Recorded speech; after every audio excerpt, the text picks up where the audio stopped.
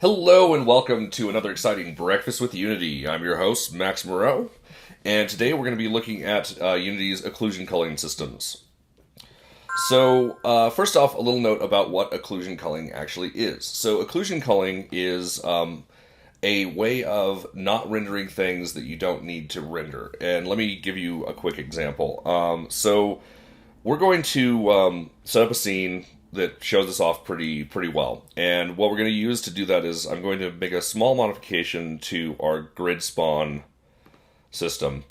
So grid spawner, what this does, this spawns a grid of objects. So if we create a cube, say, and we put grid spawner on it. Actually, let's not put grid spawner on that cube, because that'll be a bad thing. Let's create a prefab of it first. We're going to put that into our new Occlusion Culling folder, which is for this episode. And now we're going to put grid spawner on this one. It really doesn't have to be on a cube, but it is. And so if I put this at like 5 by 5 by 5, we've used this before. It just creates a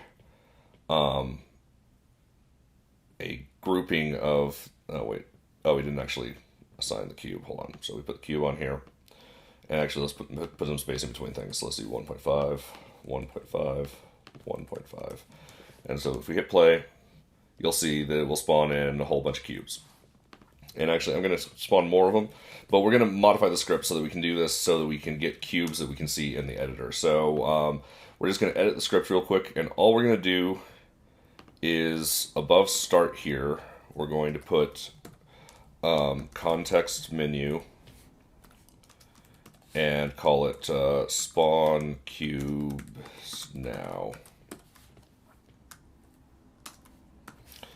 So what this will do is this will add a context menu that does whatever function below it is. You can put this above any type of function. We happen to put it above start. This still works. So if we go here now and go to this menu, if we wait for a moment while it compiles and then go to this menu, you'll see spawn cubes now. And when you click it, it will do the operation in the editor. So now we've got a whole bunch of cubes. I'm just going to offset them a little bit. I'm going to delete this cube now, and I'm going to create an empty object. I'm going to put it 0, 0, 0. And I'm just going to, well, I guess it doesn't matter if it's 0, 0, 0, but I'm just going to take all these cubes, all 100 of these cubes. Actually, 10 times 10, so there's a lot of cubes. 1,000 of these cubes. So we're going to put it under this game object, and I'm just going to, where is our camera? There's our camera. I'm just going to maneuver these a little bit into the background and over, just kind of get it nice and in front of the camera. So, so there we go. So let's make one more cube, create a big old cube. We're just going to create a 10 by 10 and put that in front of these things. So if we go to the game view, we just see this wall. I'm actually going to pull the camera back a bit so we can see some of the cubes on the sides. Yeah, that's good. And so if we go in here, we can see that we have this thing blocking a bunch of cubes. Now, the thing is, there's a whole bunch of cubes behind here that we can't see. And normally, without occlusion culling, all these cubes that are behind there are actually rendering.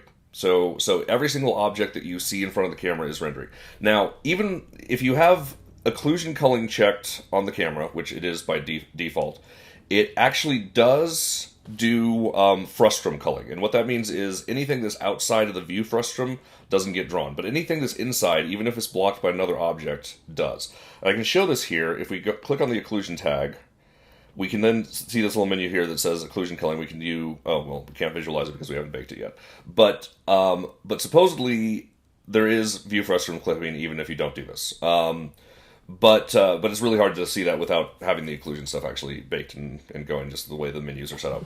So we can actually set it up so that there's actual real occlusion culling, which will make it so that objects that we can't see that are behind other objects will not be rendered.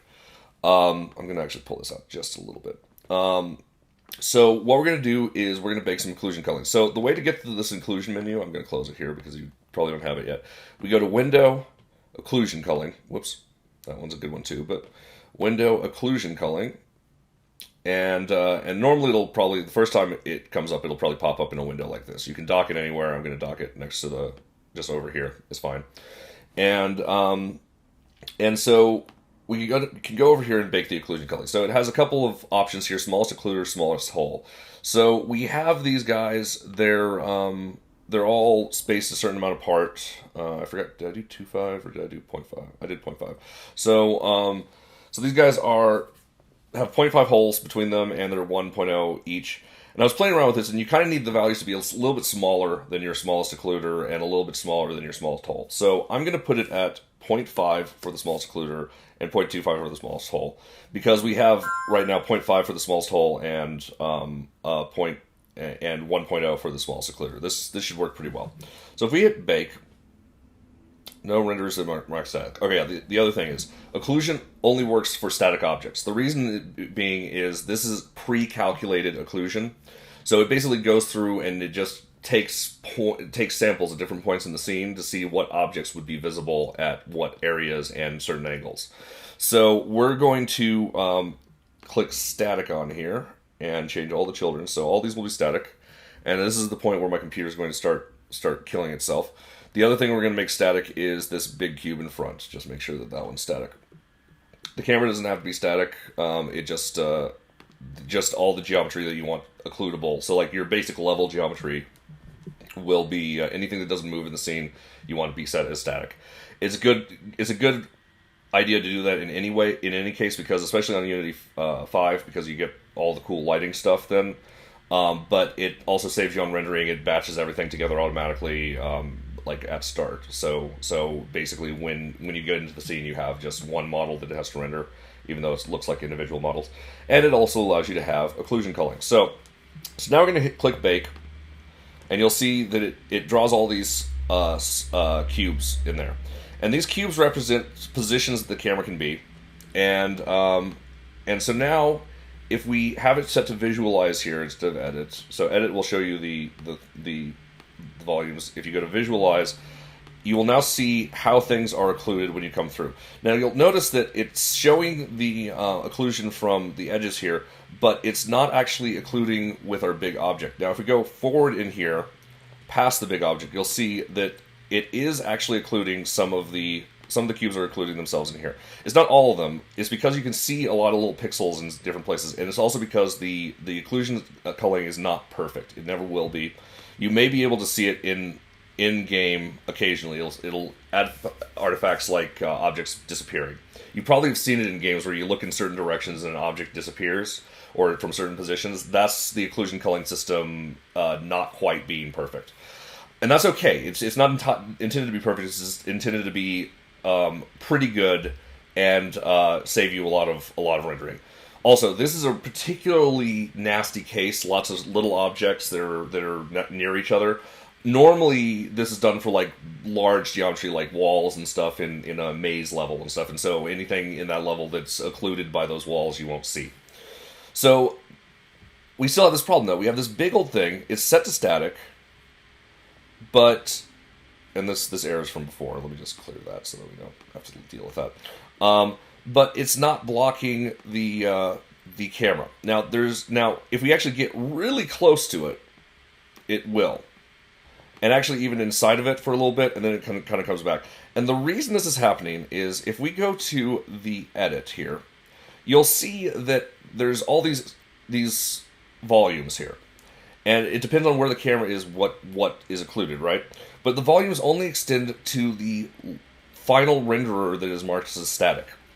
So this is a very special case. This is just stuff floating in space, right? We don't have like a ground. We're not using a first-person controller or anything. So the reason this isn't working is because this volume doesn't start until just before this object. So we can fix this by just adding one more cube. If we just create another cube, 3D object cube, doesn't even have to be big.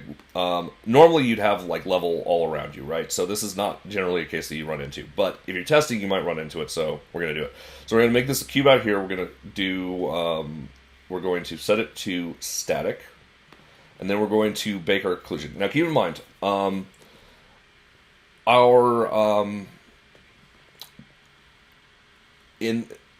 my computer has been in the background doing lighting jobs on this stuff. By default, the lighting stuff automatically, when you set something to static, it goes to work and starts baking in the background. The occlusion stuff you have to manually bake. So if you make changes to your static geometry, you have to remember to rebake your occlusion. Otherwise, you'll end up with occlusion artifacts. So now you can see that there's more volumes that were created, and you can see that it tries to be efficient about this. It looks for spaces where things aren't different, and so you get these like larger volumes where things don't have to be detailed, and then you get the smaller volumes where they do. So now if we go to our camera and go to visualize, you will see that it is properly occluding based on this collider. So if we move to the edge, you can see that it doesn't render those objects as we move through. And so now we get that huge rendering savings unless we are on the other side of this thing. And so this is how you set up basic occlusion culling in Unity. And this should, honestly, all it comes down to is make sure you mark your stuff as static and make sure you hit bake. That's the two things that you have to do to make occlusion culling work. Also make sure that the camera actually has occlusion culling on, but they do by default. I'm surprised they don't have HDR on by default, honestly, at this point. But yeah, so this is how you set up occlusion. It shows you how to show the occlusion, because it's kind of hard to see when you're playing the game. If we don't have occlusion selected here and you play the game, it doesn't show what's not rendering. That's the reason, so that when you have occlusion selected, it shows immediately, hey, that's what we're rendering and that's what we're not rendering. So, but you have to take its word for it. It's not rendering those cubes that it shows in the preview. So, thank you very much for joining us. If you have any questions, please email me, pushypixels@pushypixels.com. You can also tweet me @Drakfire, that's DRAKFYRE. You guys have a great morning, and I'll see you later.